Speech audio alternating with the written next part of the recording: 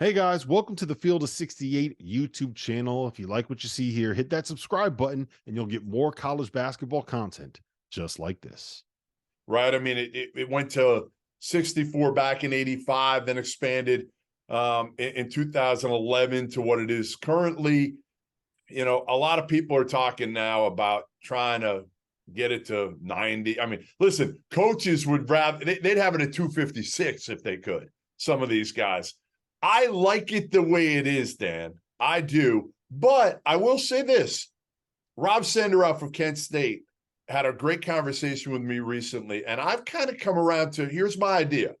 My idea is like a play-in type deal for the last 8 spots where you have 8 mids play 8 highs in order to get in those final 8 spots, which I think would be fascinating. And it's always the big discussion, right? It's always, well, do you take the high major that finished 9th in its league, or are you taking the mid-major that won its league but didn't win its league tournament? So kind of take me through your thought right now of, I know you guys met earlier this month, and the words "not imminent" came out with regards to expansion. Sure. Well, yeah, the men's basketball committee and women's basketball committee both met their summer meetings last week. Men were in Las Vegas, and it was a main topic of discussion. It was on the agenda to be a summer topic. That's the annual meeting that they cover the most significant topics around the tournament. Of course, you guys know this was a recommendation that came from the NCAA Transformation Committee to have as much as 25% of the number of schools that sponsor a sport have access to the NCAA championship. Julie Cromer from Ohio University and Greg Sankey from the SEC chaired that committee. And so there's an obligation by the committees to review and consider that recommendation. Of course, for basketball, that means as many as 90 teams in a tournament. Think 96 if you're going to do a round number. I don't know, still today, how much appetite there is for that kind of consideration of expansion or not. But there was really good discussion last week at a real high level. Didn't get into a lot of detail because it was just really the first time that they had talked about expansion. We're going to take the rest of the summer and fall into the early winter to do a much deeper dive and study what benefits, challenges, even goals of expansion are. Like, why would you expand? What are you trying to achieve? Are you creating greater value? Is the experience for the players as good or better than it is right now? So a lot of kind of high level goals and objectives first and foremost, and then get into the details of what a format could look like and things like that, if indeed there's an appetite. The idea you present, Jeff, there's a lot of ideas out there, right? I mean, that's an interesting one. I think from a television perspective, there may be some interest in that kind of, David and Goliath matchup, those last teams under consideration, essentially playing their way into the regular bracket. But there's a lot to consider, anyone that thinks it's an easy answer really doesn't understand the complexity of the tournament and making sure that it's, that it's as popular and as engaging as it has always been. The bracket's a big part of that. When you start playing games soon after Selection Sunday, right now we're playing the first game in Dayton and first 4 less than 48 hours after the field is announced. If you were to expand by a big number, for example, it might very much impact that conference championship weekend or when Selection Sunday is, because you have the logistical and operational challenge of getting teams from their campus to a site to practice, to rest, and to be ready to play in a national championship. So a lot to consider, but I do think the time is appropriate to give it consideration. As you've probably heard me say, my 10 plus years at the NCAA now, there's never really been any serious consideration given by the committee to expand. Hasn't been any appetite. It's come up once or twice, but the conversation's been quite short. But this is a little different time. I think it's going to take more due diligence this time and more consideration. And so they will, but really don't know what the outcome will be. And hey, Dan, just remember, just because there's a million bowl games doesn't mean people give a you know what, about 1 million bowl games. So like, I hate how There's the guy who doesn't really like coach. college football. Well, Speak for yourself. No, I just don't like how college basketball coaches are all like, well, look at the amount of teams that are in a bowl game in college football. Like, just because they're doing it doesn't mean that's a good system. Like, I love the tournament for what it is. Actually, I really loved it at 64. I don't know about you, Rob.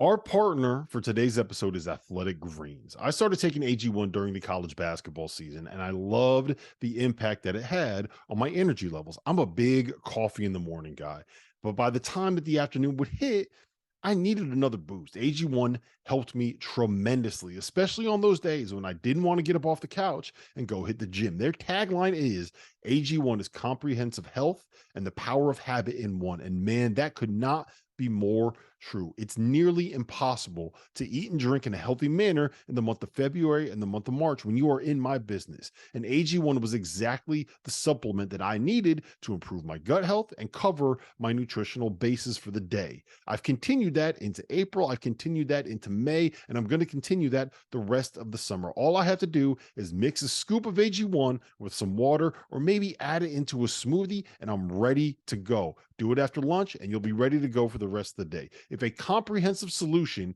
is what you need from your supplement routine, then Athletic Greens is giving you a free 1-year supply of vitamin D and 5 free travel packs with your first purchase. Go to athleticgreens.com/field68. That's field 68 FIELD, the number 6, the number 8, and you can get yours now. So check it out and help support this show. Thanks. I mean, I'm the 68 to me, the playing games are interesting on, I think, for the Tuesday and Wednesday. I wanted to ask Dan, have you been surprised maybe by some of the public, I don't want to call it backlash, but maybe negativity to just the topic of expansion? I don't know if I've been surprised, Robbie. I mean, I think we've heard a lot of that from media members who follow the sport so closely. Like Jeff? Yeah. Jeff, maybe why I've heard so much negativity. And fans too, though. I mean, I think, the rhythm of the tournament is something that people enjoy and embrace right now. And I think one of the other underlying factors there too is that it's so competitive, right? Now, even first four, we've had 2 number 1 seeds go down now. We have number 2 seeds, that are on the ropes frequently.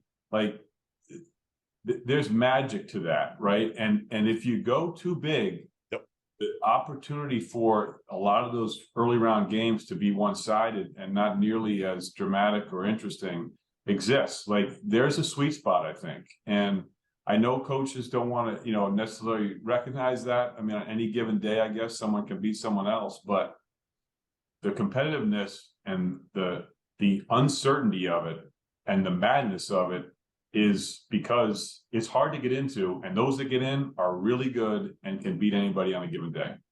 Well, isn't that has to be a concern for you guys, because the madness is what makes the NCAA tournament. I was a ball boy for Homer Drew growing up. The Bryce Drew shot to me is like one of the iconic moments of my childhood, just seeing how that unfolded.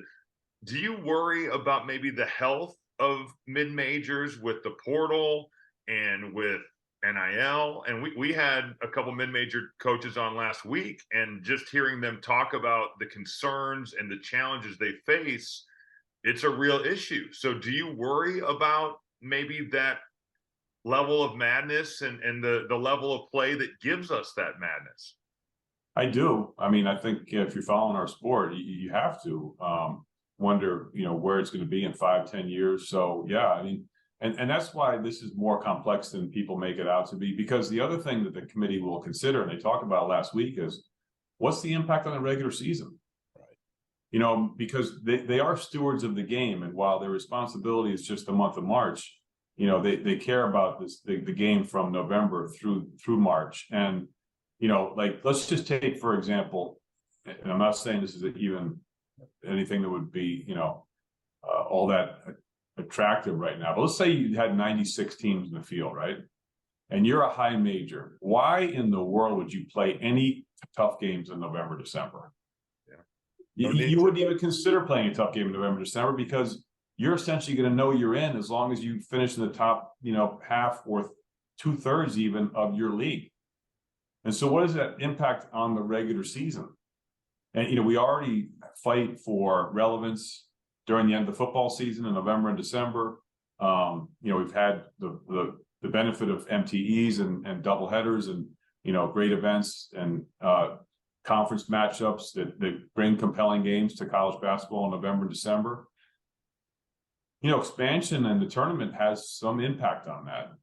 The encouragement of playing those tougher games in non-conference right now helps to schedule those games. And if there's not the incentive to do that to help you get into the tournament or be seeded, not sure what the unintended consequence of that could be. Thank you for watching the Field of 68. If you've enjoyed what you've seen here, hit that like button, share this link with your friends, or check out the description for some other places that you can consume Field of 68 content.